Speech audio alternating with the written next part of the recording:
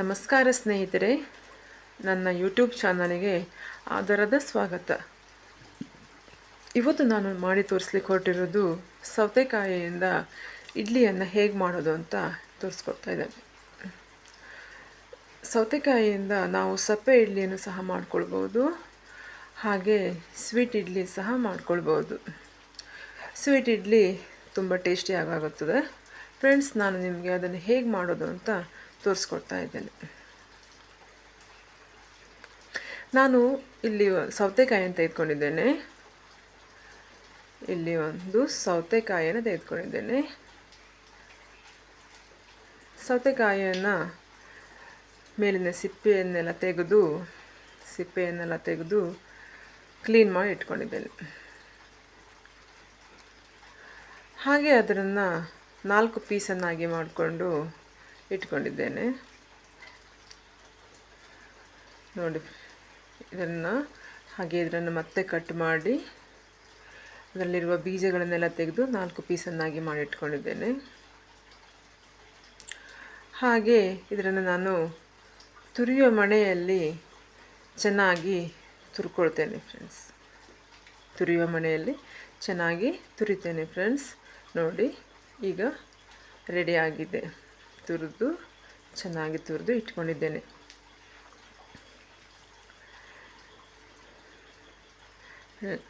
Friends, ಇದು ತುಂಬ ಟೇಸ್ಟಿಯಾಗಿ ಬರುವ ಇಡ್ಲಿ ಆಗಿದೆ.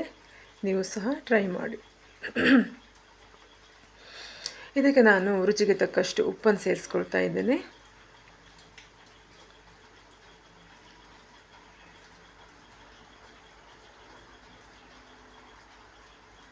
ಹಾಗೆ ಚೆನ್ನಾಗಿ ಮಿಕ್ಸ್ ಮಾಡ್ತಾ ಇದ್ದೇನೆ. ತುರಿದಾಗ ಅದರ ನೀರೆಲ್ಲ ನಮಗೆ ಸೈಡ್ ಬಿಟ್ಕೊಬಿಡುತ್ತೆ. ಹಾಗೆ ಅದಕ್ಕೆ ನಾನು ಅರ್ಧ ಕಪ್ ಆಗುವಷ್ಟು ಕಾಯಿ ತುರಿಯನ್ನು ಸೇರಿಸ್ಕೊಂಡಿದ್ದೇನೆ. ಹಾಗೆ ಅಂಗಡಿಯಲ್ಲಿ ಸಿಗುವಂಥ ಇಡ್ಲಿ ರವೆಯನ್ನು ನಾನು 2 ಕಪ್ ಆಗುವಷ್ಟು ಸೇರಿಸ್ಕೊಂಡಿದ್ದೇನೆ. ಒಂದು ಮೀಡಿಯಮ್ ಸೈಜ್ ಸೌತೆಕಾಯಿಗೆ ರುಚಿಗೆ ತಕ್ಕಷ್ಟು ಉಪ್ಪನ್ನು ಸೇರಿಸ್ಕೊಂಡು, ಅರ್ಧ ಕಪ್ ಆಗುವಷ್ಟು ಕಾಯಿ ತುರಿಯನ್ನು ಸೇರಿಸ್ಕೊಂಡು, ಹಾಗೆ ಅಂಗಡಿಯಲ್ಲಿ ಸಿಗುವಂತಹ ಇಡ್ಲಿ ರವೆಯನ್ನು ತೆಗೆದುಕೊಂಡು ಬಂದು 2 ಕಪ್ ಆಗುವಷ್ಟು ಸೇರಿಸ್ಕೊಂಡಿದ್ದೇನೆ.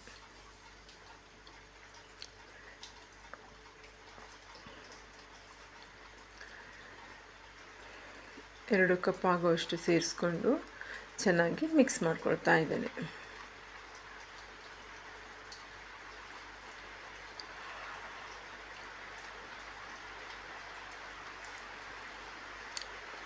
ಎರಡು ಕಪ್ ಆಗುವಷ್ಟು ಸೇರಿಸ್ಕೊಂಡು ಚೆನ್ನಾಗಿ ಮಿಕ್ಸ್ ಮಾಡ್ತಾ ಇದ್ದೇನೆ.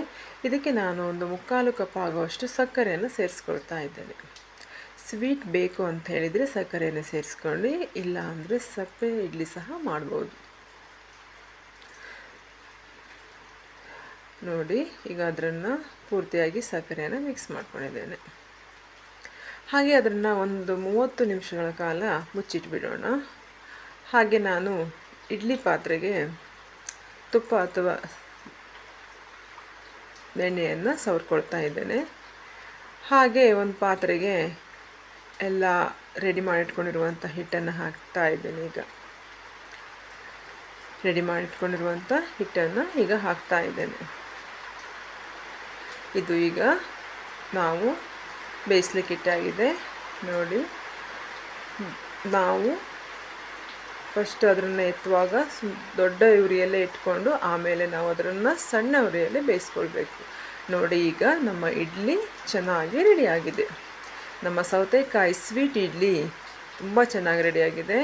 ಮಕ್ಕಳಂತೂ ತುಂಬ ಇಷ್ಟಪಡ್ತಾರೆ.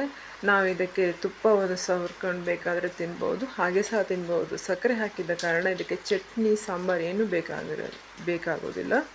ಹಾಗೆ ತಿನ್ಬೋದು. ತುಪ್ಪವನ್ನು ಬೇಕಾದರೆ ಸೇರಿಸ್ಕೊಳ್ಬೋದು. ಇಲ್ಲಿ ನಾನು ಪಾತ್ರೆಗೆ ತುಪ್ಪವನ್ನು ಸವರಿದ್ದರಿಂದ ಮತ್ತೆ ಹಾಕ್ಕೊಳ್ಬೇಕಂತ ಏನಿಲ್ಲ.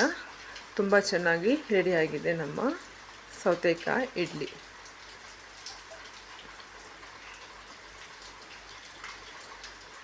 ನೋಡಿ, ತುಂಬ ಚೆನ್ನಾಗಿ ರೆಡಿಯಾಗಿದೆ. ಇದನ್ನು ಮಾಡುವುದು ತುಂಬ ಸುಲಭ ಹಾಗೂ ಬಹು ಬೇಗನೆ ಆಗುವ ಈ ಇಡ್ಲಿಯನ್ನು ನೀವು ಸಹ ಟ್ರೈ ಮಾಡಿ. ಹಾಗೆ ಹೇಗಾಗಿದೆ ಅಂತ ನನಗೆ ತಿಳಿಸಿ. ಹೇಗಾಗಿದೆ ಅಂತ ನನಗೆ ತಿಳಿಸಿ. Thank you for the watching.